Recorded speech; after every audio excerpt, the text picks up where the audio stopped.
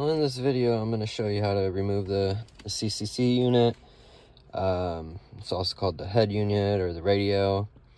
This BMW E60. If you stick around through the video, then I might give you some insight on how to turn this into a little side hustle. To start out, some of the symptoms you might have might be your iDrive screen. It might be on a reset loop, or it might be frozen on the BMW screen. You can also have a SOS light coming from the dash over here, but that might not necessarily be the CCC that's giving you the issue. It might be one of the modules giving you an issue. Or another symptom would be if your screen is completely off.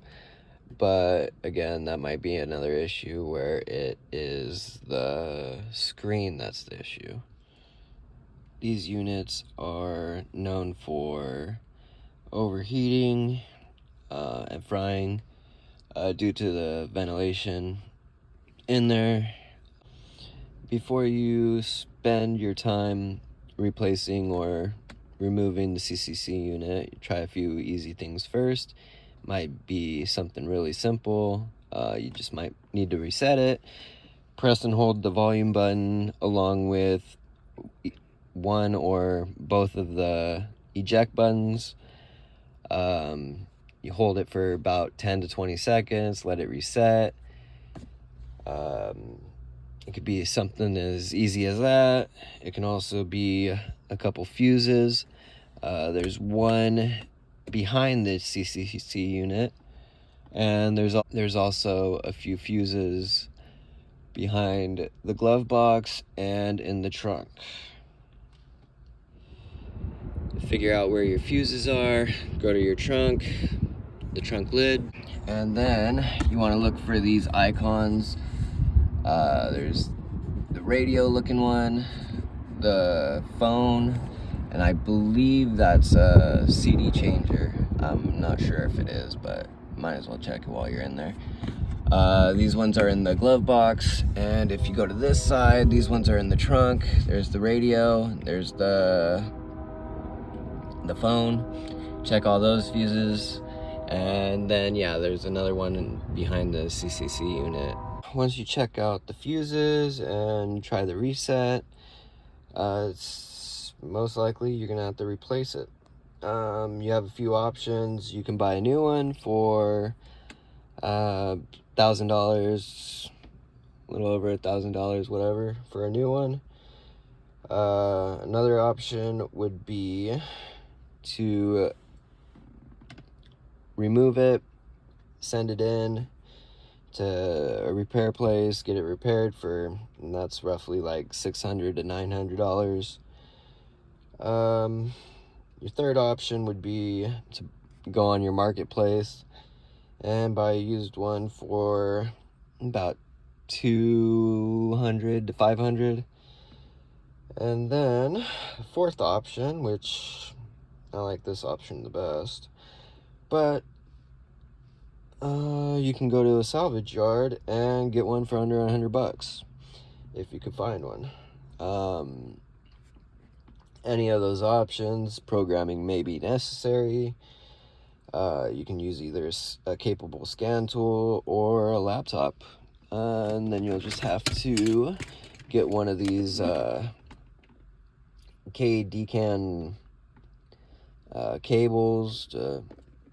This one goes to your OBD2 port, and then this side goes to your laptop. And then I personally use the NCS Expert. I'm not sure if any of the other BMW software can do that kind of work, but I don't know. A couple of the tools that you'll need is some kind of pry bar. I like to use a little plastic one just so you don't damage your car. Then a Phillips screwdriver, and then sometimes, every once in a while, I'll see instead of using a Phillips screwdriver, you'll need a Torx. I can't remember what size it is, but every once in a while I see it, but it's not too common. And then for the electric cable connections, most of the time you can just do it by hand, but pliers come in handy, or if you have one of those special electrical disconnect pliers. So now that you got through my 5-minute intro, explanation, and all that, let's get to replacing this unit. So, first thing you want to do is go over here, get a little pry bar or pry tool, shove it in there, and then go all along here and carefully pry everything off.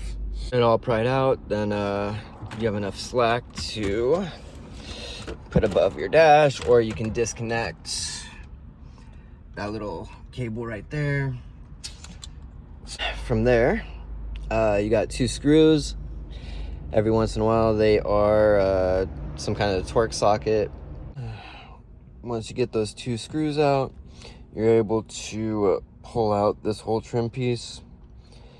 Let's do a little bit. You might take a little tugging, don't be afraid.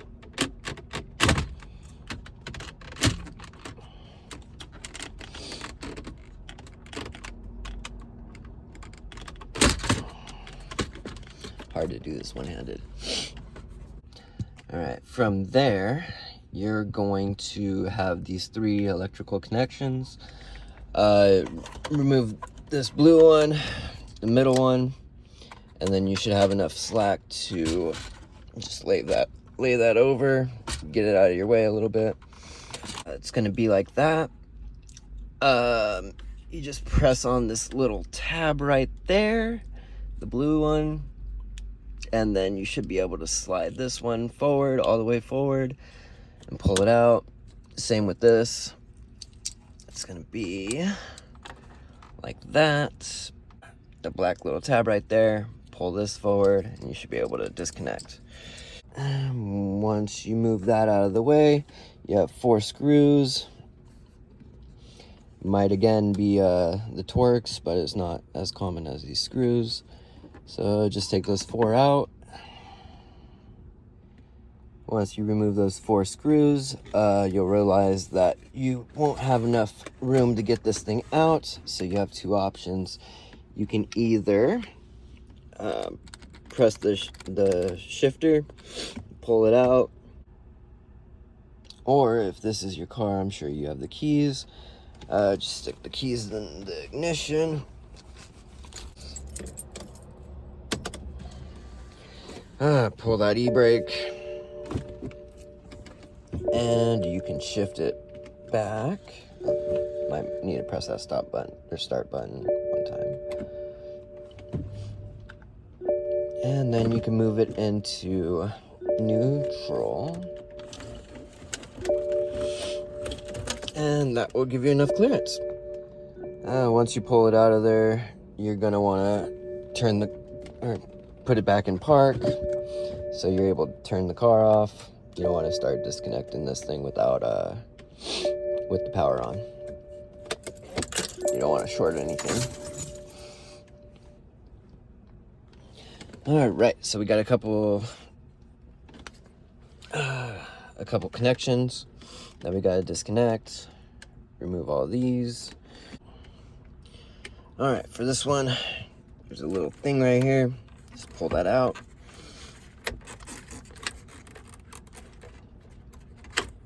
And you can disconnect there. And then go ahead and take these ones out. Just pinch, pull it out. Pliers if you have them, but yeah. So disconnecting everything, that's what it's gonna look like. And if you remember right, earlier on this video, I told you that I was gonna let you know about a little side hustle. So if you got to this point, thanks for hanging around. So picked up a used one from a salvage yard. Picked it up for $45. You can easily sell these anywhere from $2 to 200 to 400. Yeah, so that's at least a $200 profit right there. Yeah, you just gotta remove it from the salvage yard, find your car or whatever, and then plug it into your BMW or bench setup or whatever you have, and you just gotta verify it works before you sell it to someone. This is the one from the salvage yard. I plugged it back in, and funny thing about this is I actually had a listing on eBay for, I had it going for 300, and I forgot to take it off. I didn't have any in stock, so I had to run over there today and get one. And yeah, easy money. Turn the car on, make sure it works. It's lighting up right there. And everything, you got to make sure that it doesn't stay, that you're able to navigate through all the screens. Make sure that it doesn't do that reset loop, and that pretty much tells you got a good working one.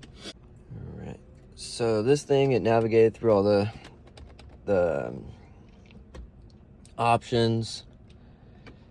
Only thing is the radio don't work, and that's not because the CCC is not good. That's just because it needs to be programmed. Once it's programmed, then the volume will work. I think it has something to do with the amplifier system. If this helps at all, go ahead, like, subscribe, all that.